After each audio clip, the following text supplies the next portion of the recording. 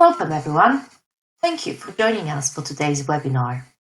My name is Agatha Walker and I'm the Marketing Manager at InVMA. I'm here to introduce you to our keynote speaker. We have John Hill, Chief Operating Officer at InVMA. John worked as an executive consultant, program manager and engineer. He has a successful history of developing innovative business strategies and delivering large-scale IT-enabled change. John is an expert of using live data from connected devices to improve client profitability. John will be happy to answer your questions at the end of the session, so I would like to encourage you to type your questions into the question box in your control panel. It's over to you, John. Hello and welcome to InVMA's Hidden Factory webinar series. My name is John Hill. I'm the Chief Operating Officer of InVMA. I'd like to just explain to you a little bit about InVMA and who we are, the background to the webinar series, and also what you can expect to get value from the series as you look through and probably look at the other webinars that we have on offer. So first of all, about InVMA. Our purpose is to connect the physical and digital worlds to transform industry. And we do this by using technology, solving problems, and driving change. What makes us unique is that we have a deep sector expertise and track record in the industrial market. We have an end-to-end industrial transformation capability from strategy consultancy through to control systems integration. We have an extensive ecosystem of partners. They include PTC with their ThingWorx and Vuforia Studio, Microsoft Azure, ARM for connectivity, Dell for gateways and hardware, and we also have our service partners of DMS and Sensei. The other thing that makes us unique is our flexible products and services. We have our Asset Minder product, which enables you to rapidly get to value in your digital transformation or smart factory implementation. And our services range from a simple discovery workshop to expose you to the new technologies that may impact your business, through to a strategy workshop with your senior leadership team to identify where the best bets are to place with the new digital technologies, a design and implementation workshop which looks at how and what's the best ways of implementing in your specific situation, followed by our more traditional application development and system integration services. And of course, once you have done the implementation, our support package and service level agreements to help maintain the savings and investments that you've made. Why did we decide on raising and starting this webinar series? Well, bluntly, it's because digital transformation is happening now. Recent study by PwC showed that 90% of industrial companies are investing in digital factories. 70% of companies consider digital manufacturing at the top of their operations strategy agenda, according to McKinsey. And indeed, in the United States, the National Association of Manufacturers have made the statement that industrial companies need to capitalize on digital technologies to defend and advance their competitive advantage. Indeed, the World Economic Forum have found that those companies, the lighthouse implementations, as they call them, yield a huge impact. And they've reported double-digit KPI improvement in areas from factory output increase to productivity to OEE to product cost, time to market reduction. And indeed, the Standard & Poor's have noted that failure to act and make digital implementations over the next 10 years, half of the people in the Standard & Poor's 500 firms will be displaced. Most companies fail to move to this stage of scale and capture value at scale. And McKinsey in 2018 identified that in large factories, there were up to 8 digital transformation related pilots running in each one of those factories. But only 25% of those succeeded, 75% of those failed to go on to deliver any continuing value. And that's why we set up the webinar series. What we're trying to do is through our demonstrations of maybe the technology and our approaches, but more importantly, presentations from our partners and our customers who are going through this process or have delivered on these processes right now will prove valuable to our other potential customers and current customers. So, over the next 20 minutes or so, I wanted to discuss with you how we expose the hidden factory and unleash the smart factory, but where to start. So the agenda for the next few minutes with you is really sort of an introduction. What is the hidden factory? We'll explore the technologies that are causing digital disruption around the hidden factory, use cases that are creating value, recognition that everyone is different and where you can start, and then a methodology to follow, followed by questions. But first, what is the hidden factory? The hidden factory are any activities that reduce the quality or efficiency of a manufacturing operation or business process, but are not initially known to managers or others seeking to improve the process. Six Sigma and similar initiatives focus on identifying these hidden factory activities in order to eliminate sources of waste and error. And that's really what our whole theme is about, is how do you identify that waste and error that is in the hidden factory. The four big disruptive technologies that are significantly changing our approach to manufacturing can be summarized in the main four areas that I'm displaying here. The first is what we're calling industry IoT, or the Industrial Internet of Things and Analytics. Some refer to this as Industry 4.0, Smart Manufacturing, or Factoring 2025. This has been really driven about by the OT convergence across the value chain and basically looking for increasing in automation and productivity by up to 25%. Augmented reality is the process by which the real world is augmented by pictures and descriptions or data from the digital world provided in context, so a user or operator can see that digital data over the real world environment. This has been shown to reduce training costs, improve quality, and can in some cases make labour 15 to 50% more efficient based on real life use cases. Additive manufacturing is radically transforming engineering, manufacturing and supply chain processes, and also the ability to change and adopt the manufacturing product at very short scale and order. And finally, digital innovation platforms. This is really the connection between the computer-aided design, simulation, product lifecycle management, right the way through to manufacture and procurement, manufacture and supply, and closing that whole loop of the innovation supply chain and value chain. But today we're going to focus on two. We're going to focus on the industrial IoT and analytics and augmented reality. So first of all, what's driving the industrial Internet of Things? Well, in our opinion, the big driver has been the use of standardized protocols and indeed the convergence of IT and information technology and operational technology convergence, particularly around networking, internet protocol, and the use of that thereof in the manufacturing world. Similar to that as well, the mere fact we've got cheaper sensors and commoditized hardware, courtesy of the mobile phone revolution and handset revolution, has really significantly reduced the cost of sensors, and indeed the Internet of Things and the use of very low power sensors designed for non-industrial situations have started to find their way into the industrial environment and significantly reduce the cost of collecting data. Linked to that, we've got wireless connectivity and aligning protocols around that, where we're getting things like Bluetooth Low Energy, narrowband IoT, right the way through to the bigger scales of 5G.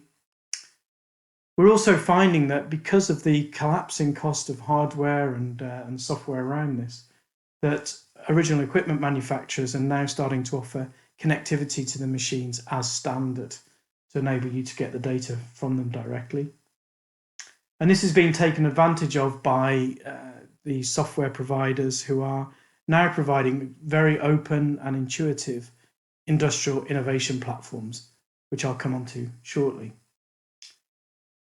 And the other thing that's driving, which sometimes doesn't get the press that I believe that it should do, is the fact that machine learning tools now are starting to become what we call democratized, i.e. No longer do you need to have a PhD in artificial intelligence or machine learning to be involved in building machine learning models and algorithms. But there are software tools out there now that enable you to do that very cost effectively and very quickly. And finally, another belief that we have in InVMA is that actually this is all being driven by Generation Y and Z, who have come from a world where they're looking at the world that's around them, indeed the technology they have in their own home, and are frankly surprised when they get into the industrial environment and just can't see being used properly in the industrial space. And what I mean by that is some of the applications that they look at, they really can't understand why they're so difficult to use and why they're not giving them the information they need to do their job right now. So in summary, the cost is falling and the benefits of IT and OT convergence are increasing.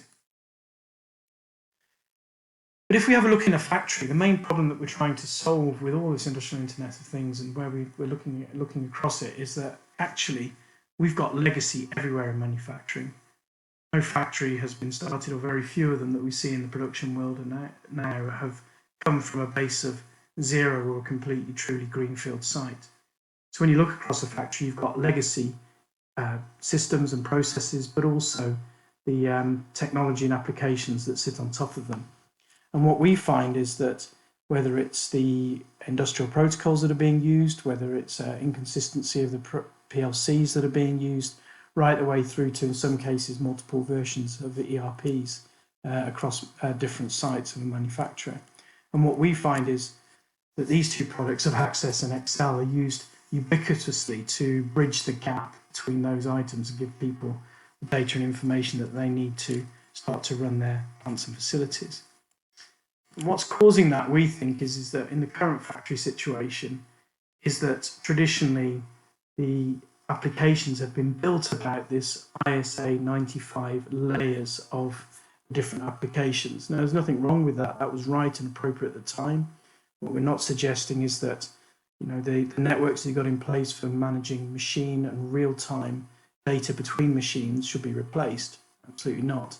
But what we're saying is that the mindset that people have been looking across at the different process levels, from the sort of business systems level of enterprise resource planning and, for example, product lifecycle management, sort of a governance and planning stage, right down to your production execution level, even down to your process monitoring, your sort of HMI and SCADA, and your process sensing. Each one of these are producing layers of data, which then there is some minimal communication between them, only at the touch points that are required.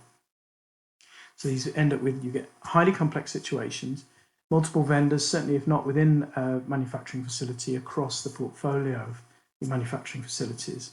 You've got a mix between the old and the legacy and the very modern. Some of them are extremely rigid, and you've got poor interoperability. In some cases, if you've done a great job of, for example, aligning your bill of materials, getting common product definition, getting common ways of describing things, then you've got a chance of integrating this. But other than that, it's very poor. The other thing, as we said, is this process layer that people are looking at it rather than a role-based.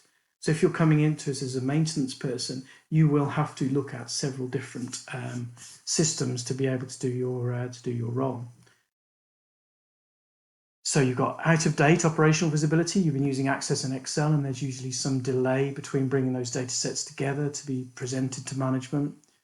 The consequence is you're doing reactive maintenance because you're not able to use the data from the machines to start to predict failure at the level 1 data. You've got unplanned downtime with poor access to looking at your business execution systems to see when all the consequences of that unplanned downtime. And you've got a lack of flexibility. And indeed, there's a skills gap. So you're having to train people across those different systems, some of them which are not very intuitive.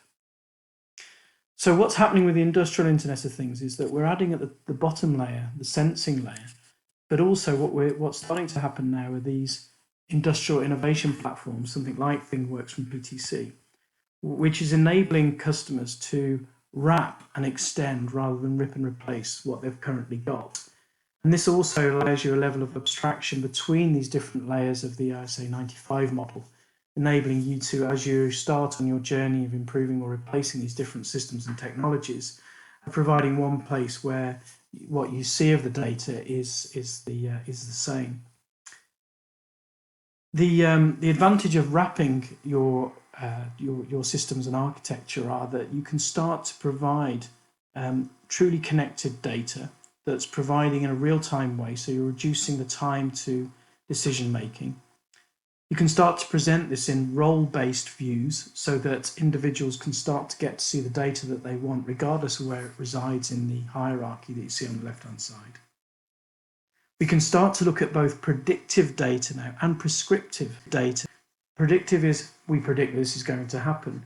Prescriptive is when it starts to tell you what you need to do about that, and that's particularly useful in a maintenance regime. The other thing is that people are starting to use or get used to having mobile devices, tablets, etc. with themselves as they're walking and using that as the interaction to the databases, and making that mobile and indeed augmented when we come on to that shortly with augmented reality. And the whole point of this, as I mentioned, is it's about wrapping and extending the innovation. So the whole point of this industrial innovation platform, the capabilities are that they enable you to source the data that you're getting from many different environments. It enables you to then contextualize that data and bring it together. So for example, a maintenance engineer may want data that's coming from the machine, but also from the ERP or the planning systems to tell them when it's a good time to take this machine down and whether they can wait to the next shift, for example. Synthesize is the area where we can start to bring the contextualized data together and then start to simulate the future of what may happen if this continued trend is continued, etc. Orchestrate is something that enables you to connect systems to systems. So, for example, a machine on the line noticing that it's got an alarm, automatically creating a ticket in the work management system or the CAFM, computer aided facilities management system, for a maintenance engineer to be dispatched. Or indeed from the CAFM system, when they're on site, starting to get access to the machine and machine history without having to log into the machine directly or stop it in production. And then finally, the engage point is being able to provide this data in multiple ways, from desktops and laptops through to mobile devices to wearables such as RealWear and to the virtual reality wearables as well. So what we're trying to paint a picture of, these industrial innovation platforms like PTC's ThingWorks enable you to wrap and extend and start to produce the data to enable people to make the right decisions and act quickly and in context. And these are the sort of areas that we're finding where people are getting value from the industrial Internet of Things. The specific one where we see the most value currently, that is being the biggest value proposition that we come across, is in the area of condition-based maintenance and predictive maintenance. And the real value proposition around that is avoiding too much maintenance, where you actually providing overspending on maintenance on your machines to give them uptime. Versus the alternative of too little maintenance, where you're responding just based on a break-fix routine, so it gives you some heads up on that. The other area that's seeing a lot of usage is in the management of material flow through the production facility to quickly identify bottlenecks and also stock issues. So this is also used a lot in food in terms of provenance of the product as it comes through the factory and the line. The other thing that we're starting to see as well is the identification and correction of quality issues as they're going through the production facility, and the linking of data sets from measuring equipment back to the settings that are on core machines to start to identify and analyze the correlations between cause and effect. And that's inside the factory. What we're seeing on the outside of the factory is that original equipment manufacturers are starting to use data from the machines to provide the manufacturers with better service, and indeed, in some cases, product as a service offering. So the whole situation of not providing a compressor, but actually providing compressed air, and that's driving new business models and increased efficiencies for manufacturers. The other key area is in cross-channel visibility into inventories and supply chain and the third-party logistics companies. So you can start to manage and reduce your working capital and working capital that's stored in your in the supply chain as it's coming through to you. But on the other side, make sure that you've got the stock, or the supplier's got the stock available for the production plan that you're planning. So that's within the factory and the customer and the supplier side, but then you start looking at the support functions in the global operations, and it enables you then to start to compare production facilities once you've got this common taxonomy of the way that you're describing performance and productivity across a bunch of facilities. It enables you to then start to compare and start to learn about that. And we've seen that particularly where you've got plants with different capacities and different machine types, etc., starting to be able to see truly into the performance of those two to N production facilities. The research and development team also start to get insight into the usage patterns, but they also can then start to compare their warranty and returns data directly with the manufacturing data and the batches that manufacturing has done, and start to see if there's any issues that then would require a recall very, very quickly. And also the plant, on the plant floor, you're starting to see this whole issue around deploying resources, particularly in the area of predictive maintenance. So that brings us on to augmented reality, and really the way that we see that as InVMA is it helps you deal with the data fire hose, as we call it. If I give you an analogy, 30 years ago we would have been driving around, or some of us would be anyway, driving around the countryside trying to find somewhere. We would have a paper map, we would pull over, we'd review that map, and then we would have some cognitive challenge to translate what we were seeing on paper into the real world that was around us and decide the direction that we'd go. That's got better now with, we have a digital version of that where we now have satellite navigation, where we can start to present and see, you know, where we are in relation to a map, but we still have that cognitive challenge of taking that two-dimensional image and then putting it into context in our three-dimensional world that we're surrounded by. The augmented reality version of that is the heads-up display, which displays over the view in front of you the direction that you need to be going and indeed the speed limit that you should be driving at, which is significantly reducing that cognitive challenge and overhead of dealing with the data. And it's very similar. Augmented reality is all about taking the real world that we have and then augmenting it with digital information, be that pictures, be that data. There's a great article in the Harvard Business Review, which you can have copies from and download from our website, which is all about augmented reality and how it's a step change in workforce efficiency. And one of the main use cases that we see with augmented reality is in the training of individuals in the facility, in the factory. It's all about showing them the work steps. And this is particularly useful when you've got a situation, unfortunately, like we currently have now with COVID-19, where the consortium of manufacturers in the United Kingdom have got together to make respirators. And this technology is being used extensively to provide to those, to the new workforce that are building respirators, first time they're seeing them and doing this very strict medical environment, showing them and training them by using augmented reality over the products that they're making to show them which bit goes where and what they need to do next. This is substantially reducing the time it takes to train that workforce. Let me just quickly show you another example. This is a product called Chalk from PTC, which enables you to have one worker in one place augment and draw over what a worker in another place is seeing to provide guidance to him or her on the other end. So the one operative, the skilled person, is able to describe and draw and point, which is far more quicker than trying to just do an equivalent Teams call or Skype call. This we're seeing now, and incidentally, this is being provided during the COVID-19 crisis by PTC free of charge. And again, please look at our website to arrange for a download. We'll be offering that afterwards. So augmented reality is finding many uses across industrial applications. Clearly in product development, it's extremely useful for collaborative design review by taking the design and then presenting it in an augmented way that people can look at, feel, and almost feel like they feel it. In manufacturing operations, mainly providing things like maintenance work instructions and, as I mentioned earlier, operating assembly work instructions. In logistics, around operation manuals, head-up displays in terms of where things need to go will be taken from. In marketing and sales, a virtual product companion explaining how to use a product. In the retail space, for augmented brand experience, you don't have to take your products to an exhibition anymore. You can show an augmented version of it.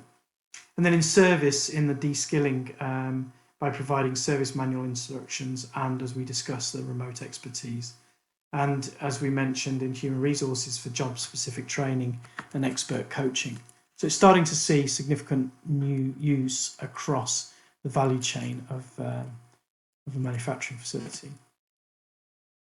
So the top IoT manufacturing use cases that I want to bring to the point and really summarize what we've said so far.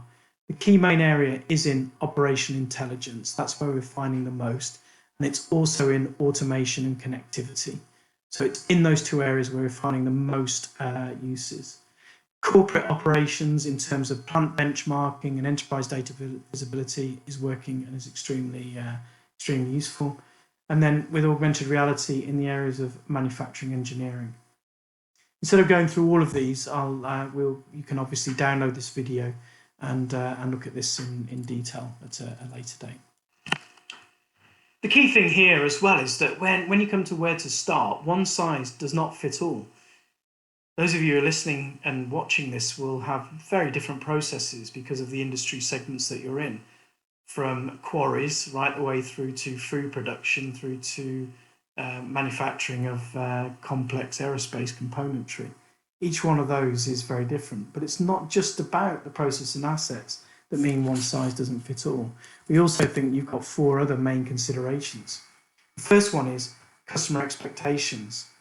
Your expectations of your customer, the legislative requirements that you're facing, your company's goals, and its risk appetite. From a people perspective, it's how strategically aligned the senior leadership team are behind it, how you're culturally aligned. A lot of what we've been talking about here is sharing of information. If your culture does not support that, then that is going to be an upward battle. Your organisational structure might not support these new ways of working. That role-based, cross-functional view of data might not fit with where your current organisational structure is. And simply at the technology level, even your IT and OT responsibilities might be split. And because we're looking at technologies that bridge that gap, it might be difficult to find out who actually has accountability for doing implementation. And then the other area, you start to look at the process and start to say, well, how are your supply chain processes? How integrated are they? And how sophisticated is your supply chain suppliers? Your production processes we talked about, but also your management process. How mature is the management process and governance process, particularly around continuous improvement? And then when we look at the technology, you've got a range of assets, some of them, from years old, right the way through to your latest technology. They'll have connectivity, full connectivity or none. You'll have a level of data maturity in terms of how you're capturing data, whether you're using items such as historians, etc., to capture the data from your machines. Your networks will be different, and also the enterprise systems that you're looking at. And these may be all different depending even on which one of your facilities you're looking at start from. So where do you start? Well, we think that you start here and rotate round. So our view is that you start at the point of strategy. You then look at the people that are associated in delivering that strategy, what processes you need to put in place to have that, and then look at technology. Do not start here. Do not look at the technology. Do not go and buy the hammer and start looking for the nail. What we really suggest is that you start at the other end, and we propose that you follow a stepped process. So the main steps that we think to the approach are really focused around this 6-step process. The first step is the vision. Get a clear vision for the operation that will unite the team to follow a common path. That's extremely important. That requires leadership. The senior leadership team need to be brought in at either a factory and a strategic level at the group level. So group and factory and facility need to be aligned about what the clear vision for the operation is that will unite the team to follow that common path. Once you have that, then you have to start to look at your organisation, its accountabilities for delivering that vision and that path. So clear roles and accountabilities with the right people in the right seats are important, and this is the most difficult step. What we then find is that once people have got that, they can start to work towards what the processes are that people have to follow that will consistently improve performance. And then we start to look and say at the same time, and this is happening, these are steps, but you can start to iterate and go around these steps as you learn more. You need to put in place a meeting and management process for reviewing issues and prioritizing resources so that you're focused on the things that actually matter during implementation. The infrastructure, you need to have a look at the technical infrastructure to get the information to the decision makers, look at what is there now, what you will keep and what you will rip and replace, but more importantly, what you'll wrap and extend. And then the KPIs that you'll manage to drive performance and prioritize issues.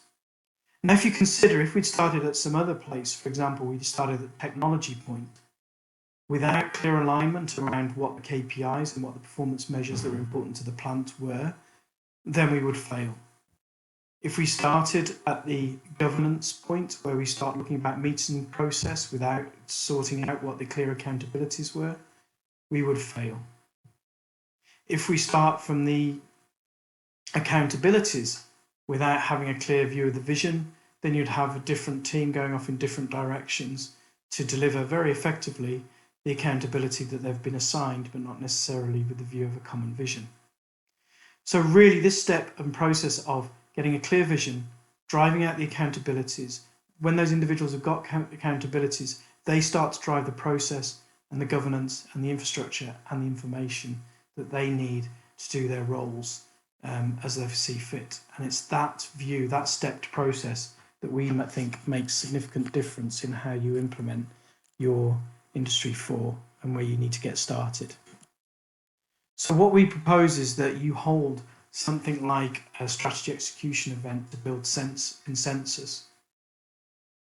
Now, that involves a bit of pre-work. So basically the senior leadership team, one or two of the senior leadership team, get together and start to pull together some items that we can use to get the alignment of the senior leadership team. Also pull together some of the use cases that are out there that may be relevant to the industry from which you're coming from. And then we have a strategic alignment workshop where we bring together external data about what other competitive manufacturers are doing. We look at data that's freely available in the public domain. We look at data from the technologies that are available. We look at the current performance of the plant and the performance of the team within the plant, bring that together and then discuss in front, and we'll get together and workshop out an understanding of the technologies and the opportunities that are available. We then look at the vision of the business overall and what's trying to be achieved, and then we take it through to a series of then opportunities around the strategic objectives that have been set, the vision of the business and the work that needs to be done. That then comes out of a plan. So out of the strategy alignment workshop comes a plan, which then goes into a technical review. So this is saying this is what we'd like to do, but technically, how feasible is it and where are the blockers? And that technical review covers the information technologies, but it also comes through the readiness assessment and understanding of that. And then finally, a business case and plan is pulled together for the next stages to work out, okay, how do we start to place the bets on those things that we think are important? So once those bets are identified, we go and look at the different layers and start to look at where those business cases and plans actually fit in this layered approach. And this layered approach builds on a PTC methodology, which first of all is focused on understanding, using the digital data to understand your current environment and how your performance is so you can start to improve it. At the advanced stage, this is where you start to use that data for things like predictive maintenance, where you can start to look at AR-enabled operations because you've got the data to be able to fulfill that. And then the OUTPERFORM, this is when you start to look at synchronizing operations, so connecting to other areas in your supply chain, to performance benchmarking as you've got data from across your facilities in a very similar way. So that's where you sort of get into this framework of the opportunities that you want to take forward, and you've prioritized those into the ones that are easy to complete and not costly, that give a high benefit, and you park those ones that may be costly to implement with low benefit. Once you've got that, then you can then start to go on to potentially innovation workshops where the reason they're in a workshop is to build consensus, where as a senior leadership team, you then say, okay, this is the area that we're looking at, and you set a goal. Around that, you develop the ideas that you want to see, how you want to see it. You choose a winner around those ideas, and then you prototype it and then do a customer preview.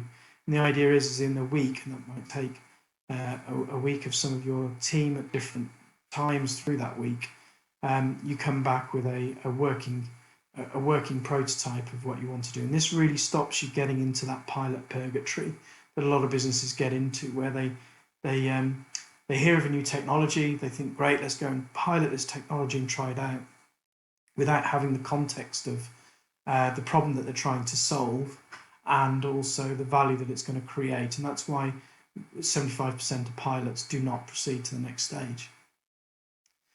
This avoids that, and this enables you to start right from the vision, from your execution event, right the way down to an innovation session where you're going through and with the people that are going to be using the products, start to build out what it is that they're going to do.